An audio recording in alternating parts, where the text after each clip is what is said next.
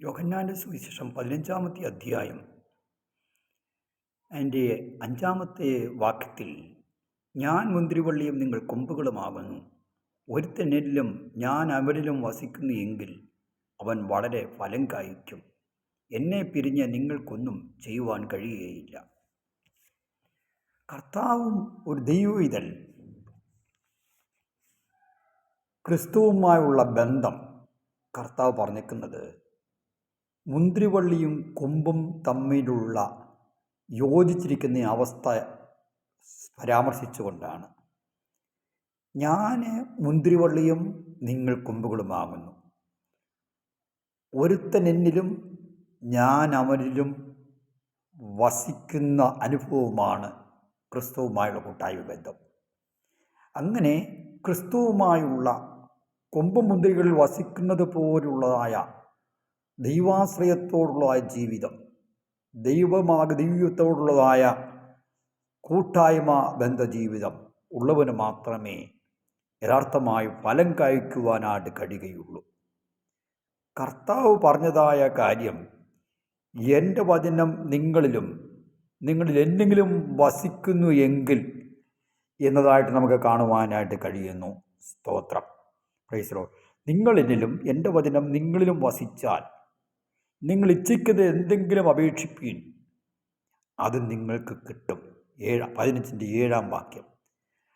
നിങ്ങൾ വളരെ ഫലം കായ്ക്കുന്നതിനാൽ എൻ്റെ പിതാവ് മഹത്വപ്പെടുന്നു.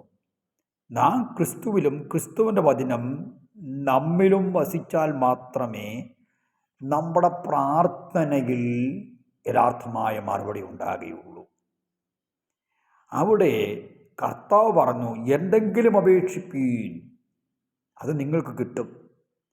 അങ്ങനെ നിങ്ങൾ വളരെ ഫലം കായ്ക്കുന്ന പ്രാർത്ഥനയിൽ നിങ്ങൾ മറുപടി പ്രാപിക്കുന്നതിലൂടെ നിങ്ങൾ ഫലം കായ്ക്കുന്നു എന്നത്രേ കാണാൻ കഴിയുന്നത്. അത് എൻ്റെ പിതാവ് അങ്ങനെ ഫലം കായ്ക്കുന്നതിനാൽ എൻ്റെ പിതാവ് മഹത്വപ്പെടുന്നു. അങ്ങനെ നിങ്ങൾ എൻ്റെ ശിഷ്യന്മാരാകുമെന്നത്രേ കർത്താവ് ഇവിടെ സംസാരിക്കുന്നത്. അതിൻ്റെ 16-ാമത്തെ വാക്യത്തിൽ, നിങ്ങൾ എന്നെ തിരഞ്ഞെടുത്തു എന്നല്ല, ഞാൻ നിങ്ങളെ തിരഞ്ഞെടുത്തു. നിങ്ങൾ പോയി ഫലം കായ്ക്കേണ്ടതിനും നിങ്ങളുടെ ഫലം നിലനിൽക്കേണ്ടതിനും നിങ്ങളെ ആക്കി വച്ചിരിക്കുന്നു. ശിഷ്യന്മാരെ പല സന്ദർഭത്തിൽ പലയിടങ്ങളിൽ നിന്നാണ് കർത്താവ് തൻ്റെ ശിഷ്യത്വത്തിലേക്ക് വിളിച്ചു വേർതിരിച്ചത്. മീൻ പിടിക്കുന്നവരോട് പറഞ്ഞു, എൻ്റെ പിന്നാലെ വരുവീൻ, ഞാൻ നിങ്ങളെ മനുഷ്യരെ പിടിക്കുന്നവരാക്കും. കർത്താവ് അവരെ തിരഞ്ഞെടുത്തപ്പോൾ എന്ത് ചെയ്തു? അത് തിരഞ്ഞെടുത്ത് എന്തിനാ? അവർ പോയി ഫലം കായ്ക്കാൻ. കർത്താവ് 12 ശിഷ്യന്മാരെ തിരഞ്ഞെടുത്തു. ആ തിരഞ്ഞെടുത്തിട്ട് അവരെ അനുഗ്രഹിച്ചു വിട്ടു. നിങ്ങളെ ഭൂതങ്ങളെ പുറത്താക്കുവിൻ, കുരുടർക്ക് കാഴ്ച നൽകുമാറാക്കുവിൻ, മരിച്ചു ഉയർപ്പിപ്പീൻ, ഭൂതങ്ങളെ പുറത്താക്കുവിൻ, സ്വർഗരാജ്യം സമീപിച്ചിരിക്കാൻ മാനസാന്തരപ്പെടുവീൻ എന്ന് പ്രസംഗിപ്പീൻ. അങ്ങനെ പോയി ഫലം കായ്പാൻ തക്കവണ്ണം കർത്താവ് ചെയ്തു. അവരെ തിരഞ്ഞെടുക്കുക മാത്രമല്ല, അത് അവരെ അയച്ചുകൂടെ ചെയ്തു. സ്തോത്രം. ഇവിടെ കാണാൻ കഴിയുന്നത്, നിങ്ങൾ പോയി ഫലം കായ്ക്കണം. നമ്മൾ ഓരോ ഭവനത്തിൽ നമ്മളിങ്ങനെ ഒതുങ്ങിക്കൂടാനുള്ളവരല്ല.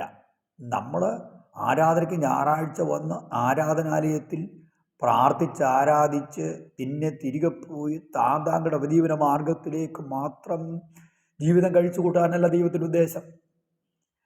നമ്മൾ കർത്താവിനെക്കുറിച്ച് മറ്റുള്ളവരോട് പറയണം. ലഭിക്കുന്ന അവസരങ്ങളിൽ മറ്റുള്ളവർക്ക് വേണ്ടി പ്രാർത്ഥിക്കാൻ കുറവ് ലഭിച്ചവരെ അങ്ങനെയുള്ള അവസരങ്ങൾ മറ്റുള്ളവർക്കൂടെ അടുക്കൽ പോയി പ്രാർത്ഥിക്കണം. അതേ ലഘുലേഖ കൊടുക്കുവാൻ തക്കവണ്ണമുള്ള കൃപയുള്ളെങ്കിൽ അത് ചെയ്യണം. സ്തോത്രം. മറ്റുള്ളവർക്ക് വേണ്ടി മുഴങ്കാൽമേൽ നിന്ന് പ്രാർത്ഥിക്കുന്ന ഒരു കൃപയാണ് ലഭിച്ചതെങ്കിൽ മറ്റുള്ളവർക്ക് വേണ്ടി മുഴങ്കാലിന്മേൽ നിന്ന് പ്രാർത്ഥിക്കണം. നിങ്ങൾ പോയി ഫലം കായ്ക്കണം. സ്തോത്രം. എന്നിട്ട് പറയുന്നു, നിങ്ങളുടെ ഫലം നിലനിൽക്കണം. Praise the Lord. അതേ ഫലമുള്ള വൃക്ഷത്തിന് മാത്രമേ യഥാർത്ഥമായും ഏറ് കിട്ടുകയുള്ളൂ, പോരാട്ടമുണ്ടാകുകയുള്ളൂ. നാം കർത്താവിന് വേണ്ടി ഫലം കായ്ക്കുമ്പോൾ ആ ഫലത്തെ ഇല്ലായ്മ ചെയ്യുവാൻ നാനാവശത്തു നിന്നും നാനാ പരീക്ഷകൾ വരും, പ്രതിസന്ധികൾ വരും, പോരുകൾ വരും, പോരാട്ടങ്ങൾ വരും. ശ്രദ്ധിക്കണം, കർത്താവിൻ്റെ ശിഷ്യന്മാർ കർത്താവിൻ്റെതായ സ്വർഗാരോഹണത്തിന് ശേഷം അവർ കർത്താവിന് വേണ്ടി നിലനിന്ന് സഹിച്ച കഷ്ടതകൾ, ത്യാഗങ്ങൾ എല്ലാം നമുക്കറിയാം. അതിൻ്റെ നടുവിൽ നിന്നുകൊണ്ട് അവർ കർത്താവിനെ ഉയർത്തി കാണിച്ചു. അവരുടെ ഫലത്തെ നശിപ്പിച്ച് കളയുവാണ്ടക്കണം, ഇല്ലായ്മ ചെയ്യുവാണ്ടക്കണം. നാനാ ഭാഗത്തു നിന്നും പ്രതികൂലം വന്നിട്ടും അവർ ഉറച്ചു നിന്ന് അവരുടെ ഫലം നഷ്ടപ്പെട്ടു പോയില്ല. അപ്പോസ്തലനായ പൗലോസ് കർത്താവിനെ കണ്ടുമുട്ടി കർത്താവിനെ തിരഞ്ഞെടുത്ത് മാനപാത്രമായി. എന്തെല്ലാം പ്രയാസ പ്രശ്നങ്ങൾ അവൻ നേരിടേണ്ടി വന്നു.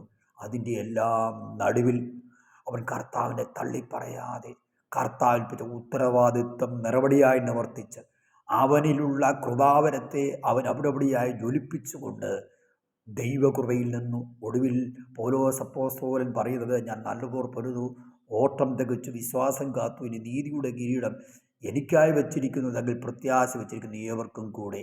പ്രിയമുള്ളവർ, പൗലോസിൻ്റെ ജീവിതത്തിൽ അല്ലെങ്കിൽ പോയി ഫലം കായ്ക്ക് മാത്രമല്ല, അവസാനം വരെ അവൻ്റെ ഫലം നിലനിൽക്കുവാണ്ടക്കവണ്ണം അവൻ്റെ ജീവിതത്തെയും അവൻ്റെ അഭിഷേകത്തെയും എല്ലാവരും സൂക്ഷിച്ചു. അതിനുവേണ്ടി ഈ വചനം കേൾക്കുന്ന എല്ലാവരെയും അതിനുവേണ്ടി ഒരുക്കട്ടെ, പ്രാപ്തരാക്കുമെന്ന് പ്രാർത്ഥിക്കുന്നു. ഈ വചനങ്ങളെ കർത്താവ് അനുഗ്രഹിക്കട്ടെ.